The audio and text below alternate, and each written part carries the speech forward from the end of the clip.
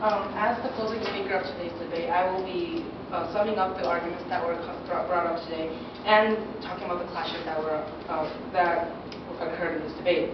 Now, the first clash that our side found in this total debate was the fact that professional beggars were going to be a problem while we give money to the beggars. Well, what the opposition side, what the con side stated about this argument is that there are always professional beggars that will be asking for money even if they do have the opportunity to earn money. Well, what we would like to talk about is that when we gave our definition, or when our opening speaker gave our definition, we did not classify the money as to an extreme amount of money. Like the money that was given the amount was not given. In other words, even if there are professional beggars that can have other jobs, this will not be a problem, because when we define beggars, we mean the unoccupied people who can only beg. In other words, the professional beggars, even if they do beg, in the end, the professional beggars will turn to the jobs that they can earn, because even if there is a little more mandatory work required, they will be earning more money. In other words, what our side stated was that even though there are professional beggars, they will not be a problem, because in the end, the professional beggars will turn to the jobs that earn more money. Here, what we want to emphasize is that giving money to beggars will not be much of a profitable thing to beggars, but just a stepping stone for the beggars to live a normal life, and in the end find something that they could find a permanent job that they can live for. The second clash that our side found was the morality issue, whether a person needs to really give money to a person that they don't know, a total stranger. What we would like to talk about this is about reciprocal altruism. In other words, what good would be of money if a lot of the other people are starving? In other words, a rich man's money doesn't matter if all the other people in the world are poor. Now, although this is an extreme case, what we would like to emphasize here is that although the con side may say that rich people do not need to give money because they have the money that they earn. It's their money that they don't want to give.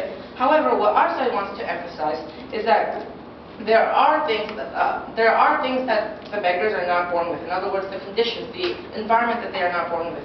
And, for example, the education, or just the main things like shelter or food.